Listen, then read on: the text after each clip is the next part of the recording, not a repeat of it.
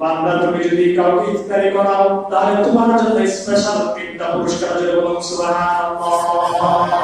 কয়টা পুরস্কার? কেন এই তিনটা পুরস্কার? কেন? অন্যকে ইফতার করাইলে, অন্যকে কি করাইলে? যদি আপনি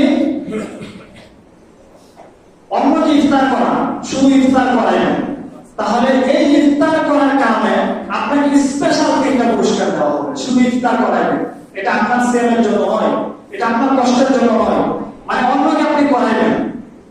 এই অন্যকে আপনি যদি শুধু ইফতার করান তাহলে আপনাকে তিনটা পুরস্কার দেবেন। রাসূল সাল্লাল্লাহু আলাইহি ওয়াসাল্লাম বলেন, এক নাম্বার পুরস্কার হলো আল্লাহ রাব্বুল আলামিন ঘোষণা দেন, যদি তুমি কাউকে ইফতারি করাও তাহলে তোমার পিছনের সমস্ত গুনাহগুলোকে মাফ করে দেওয়া হবে। সুবহানাল্লাহ। রাসূল আমাকে দুই নম্বর পুরস্কার দিয়ে ঘোষণা করেন, তোমার নামটা জাহান্নামীদের লিস্ট থেকে কাটা হবে। বলুন সুবহানাল্লাহ। মানে জাহান্নামীদের লিস্ট থেকে যদি আপনার নাম কেটে যায় তাহলে কোথায় উঠবে আপনার?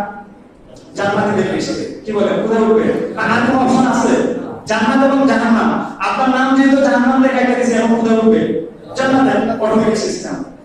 রাসূল সাল্লাল্লাহু আলাইহি ওয়াসাল্লাম বলেন, ও উম্মাহ, তোমাকে আমি তিন নাম্বার পুরস্কার শোনাই দিলাম, সেটা হলো আল্লাহ রাব্বুল আলামিন বলছেন, আল্লাহ রাব্বুল আলামিন বলছেন, যদি তোমরা কাউকে ইফতারি করাও তাহলে তোমার এই তিন নম্বর পুরস্কার হলো, যে ব্যক্তিকে তুমি ইফতার করাইলা, যে ব্যক্তি সারাদিন কষ্ট করলো, ওই ব্যক্তি যেই পরিমাণ সওয়াব পাবে তুমি শুধু ইফতার করাইলে সমপরিমাণ সওয়াব পাবে। সুবহানাল্লাহ। সাহাবায়ে কেরাম প্রশ্ন করে, ইয়া রাসূলুল্লাহ, ইয়া হাবিবাল্লাহ, অনেক সওয়াবের কাজ শুনতে ভালো লাগলো, আগ্রহ জন্মাইলো, কিন্তু দুঃখের বিষয় হলো আমরা এমন সাহাবায়ে কেরাম আছি যাদের তো এই সামর্থ্য নাই, তাহলে তারা কি ইফতার করে এই সওয়াব অর্জন করতে পারবে না? কারণ আগ্রহ আছে কিন্তু ইফতার করার মতো সামর্থ্য নাই।